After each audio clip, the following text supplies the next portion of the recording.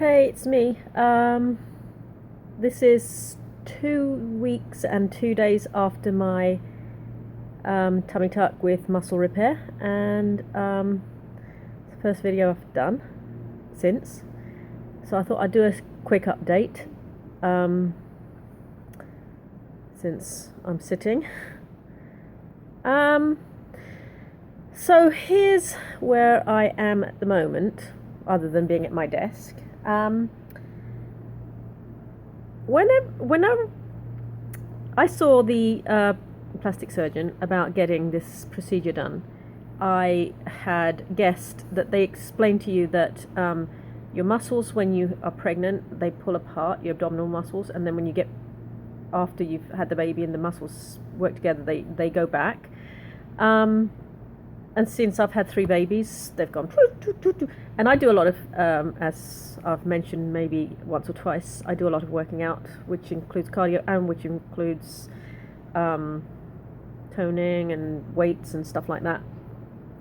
And so I don't know if that makes a difference to the recovery or not. I don't know. Anyway, the one thing I didn't expect, other than pain, which really, to be honest, there wasn't a lot of pain on the incision line at all, was how hard it was going to be to breathe after this surgery. And yes, it's been very hard. I'm 2 weeks and 2 days out. I still can't cough, and I have a postnasal drip, which means that when I'm asleep, I've got a twitch in this eye as well, which is kind of annoying. I've never had that before, and I've had it for 2 weeks and 2 days. Wonder where that came from. But yes, I haven't been able to cough, haven't been able to laugh because it really hurts, and can't take really deep breaths, can't yawn. These are things that you don't anticipate, and nobody really talks about. So yeah, the first few days it was almost claustrophobic, and I mean, it's improved a little bit with each passing day, but it's still, I still can't cough, still can't laugh, still can't yawn. Well, I yawn, but I just don't take a deep breath, so I just go, that's it, end of yawn. So yeah. The other thing is the belly button is quite interesting. When he cleans it out, I've been going back weekly, so I've had the first post, the 1 day post surgery was the Wednesday. I went to that one, then I went to the following one, and went to the third one, which was yesterday, which was my 2 week. Anyway, he cleans the belly button with Q-tips, and the first time that he'd done it, my husband was there and he was watching, and the Q-tip almost completely disappeared into my belly button, and I thought he'd actually touched my spinal column, because it felt that it was so deep, and it just felt weird. The other thing is, I might try a, they're over there. I bought some marbles because I've read that marble training your belly button gives you a more rounded belly button look, so I'm going to try that probably.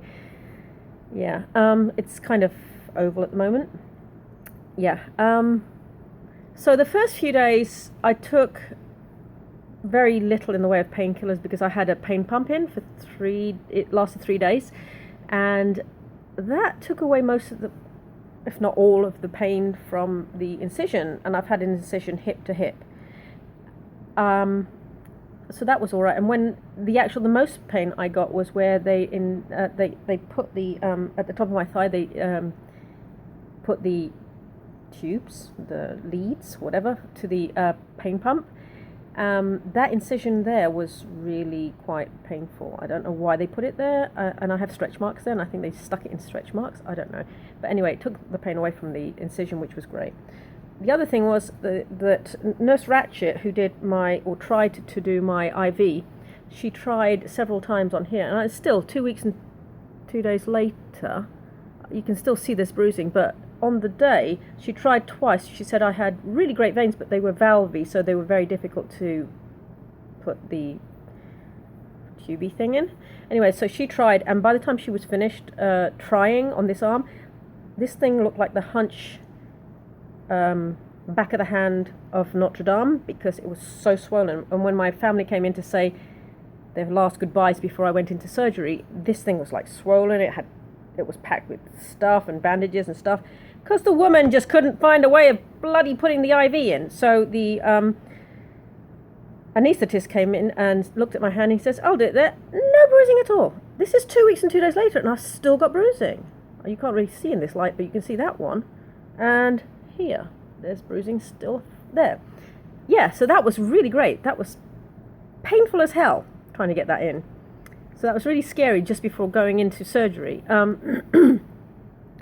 But anyway, we got back the same night. I'd been sleeping in a chaise in my room, which was really like overstuffed and everything. But the worst pain post-surgery that I had, other than that thing there where they put the pain pump, was my back. Walking stooped over was incredibly taxing on the lower back. Sleeping like that is incredibly taxing on the back. After my 3 days were up, I took the tubing out for the pain pump myself, because the pain in my leg was getting annoying. So I took it out myself, and you could feel it like squirming across the whole abdomen area, and it was interesting sensation. Didn't hurt, but I have pictures of Holly measuring it, and it was 26 inches long, this tubing that was inside me. Then last week at the 8 days post, was it 8? Yeah. He took out, Dr. Faladay took out the tubes, the drains on both sides. One side was blocked, this side hadn't been draining much, so he thought it might be blocked inside, and it was. And as soon as he did that, all this stuff came out, and it was really gross. But that was good. It got that one out, and then this one was resting on a nerve, and so I had these horrendous like burning sensations on my abdomen here. Anyway, I'm not going to show you my incision, but I'm wearing something because he's not given me a compression garment. Oh, look at my nail varnish. In the light, this is a new one. I just got it the other day. It changes colour, so it goes from like a very light pink to a very dark pink. I ordered some more. It's by Colour Change. And this one is the Sweet, number 16. I don't know if you can see that. Yeah. Anyway, I've got quite a few new nail varnishes and stuff that I've got. Anyway, yes, so the worst bits now are the weight of my boobs, the fact that I can't breathe because there's a really tight ridge of where he pulled the muscles in 5 centimeters. He said that there was a gap. So and he's got some really good pictures that I've got to pick up from him in my next appointment. Anyway, the worst bits are here, right where the stitching, the incision goes to about here. So here and here, without this thing that I'm wearing today, it's all lumpy and bumpy and gross, and normally I don't have that. Since I lost like the 55, whatever, 60 pounds, I don't have hips, and I wouldn't mind if I had hips, but it would be nice if they were like a nice shape, but this is like really weird. So anyway, I think I might show the incision next time, but I'm really swollen. I mean, even now you can see with this on, I'm really swollen. And it's very, on this side, it feels like I've got, like when I was pregnant and I had an elbow sticking out the side, that's what this side feels like, because it's so tight you can bounce a coin off the top half. Belly button up, it's really, really tight. Belly button down, it's spongy like a water balloon. So I'm not enjoying that much, that feeling at the moment. The worst part for me has been not being able to breathe properly, not being able to cough, but the breathing, because sometimes when I'm lying down and with my postnatal drip thing, my nose gets blocked up, so not being able to take a deep breath, and it starts to get all weird, and I start to get anxiety and stuff. So that's been kind of scary. I took my antibiotics for 10 days, and that solved any problems I'd had potentially could have had with the pain pills, which I didn't really take that much of anyway, but those are supposed to give you, I did take one that I was supposed to take on a daily basis, but the other one that was the narcotic I didn't want to take, I've forgotten what it's called, that's supposed to give you constipation. Not to worry, the antibiotics totally solved that by going straight through my body. TMI. Other than that, I took all my supplements every day. I took the arnica under my tongue, let them dissolve under my tongue 3 or 4 times a day, I can't remember. That's supposed to help with the bruising, but because after the first, when I went back the first day, he said that I had underwear slightly touching the very, very, very low incision. I hadn't realized how low the incision was. He said that I had slightly compromised the blood flow to the incision from above the incision. So I had to go on 2 baby aspirins instead of 1 baby aspirin a day, and that's probably why I'm still all bruised up still. But that was only for 6 days, 5 days. And then I carried on with the baby aspirin for, I can't remember how long, 10 days I think, total. But yeah, the only problem I'm having is that because I'm not able to work out, I don't get the usual sense of well-being that I get on a daily basis from working out, and that with the fact that I can't breathe properly and can't really move like I did, and I'm tired going up and down the stairs, it's tiring. And considering I walked 7 miles a day for years, and before that I was walking like 10 miles a day, it's really depressing not being able to walk places without getting out of breath. And generally I've just felt really sad and down because this is not what I expected it to be, and it's made me feel really like incapacitated, and I don't like having to rely on people. I did have help with my first shower the day after surgery. Holly was in there with her swimsuit and I was in there. She helped me with my hair washing, but since then I've done it all myself. I don't like getting people to help. I've never had one of them wipe my bum, which they were all worried, oh no, don't want to have to wipe Mummy's bum. So yeah, that was something that I wanted to try not to have to do. Generally, I just haven't felt very positive about it. I'm so swollen, I just don't think it. Today, I was feeling really particularly low, and I just didn't think it was worth it.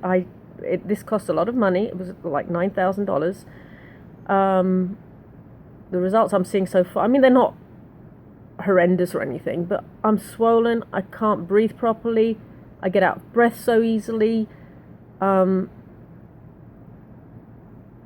I just don't know if it was worth it, to be honest. I think that I don't know. It's just, it's at this point, I don't think that it was worth it. I mean, I'm starting to, yesterday I cooked dinner, or was it the day before? Yeah, my mind's gone as well. Yeah, so that's my update for today. Don't go back for 2 weeks. Hopefully I'll feel better by then. I'll try to do another update before then. But yes, at the moment I just don't know that it was worth it. It was expensive and I don't like the results at the moment. I mean, I know it's all swelling and stuff like that, and it's going to go down and stuff, but you know, I've been reading it could take a year, and the little shocks and the pains can take up to, you know, a year and stuff, and so was it worth it? At this point, I'm leaning towards no. It was expensive and I'm leaning towards no. Would I do it again? I don't know, but afterwards I was thinking I should have done my breast reduction instead, because the extra weight on my poor unsuspecting lungs has been traumatic. So I don't know, maybe I should have done that instead, but yeah, I can't go back and change it. So anyway, so that's my update. Hopefully my next one will be a bit more positive. Yeah, but hopefully the twitching will stop and I'll be able to breathe, and I might have coughed or laughed, like proper belly laugh. Anyway, that's it. Going to watch some more films, because that's about all that I'm able to do right now, is watch films and crap. Well, not as in do a poo, but anyway, that's it. Bye. Talk to you soon. Bye. Bye. Wait. How do I switch this off? Yeah. Bye. Bye. Bye.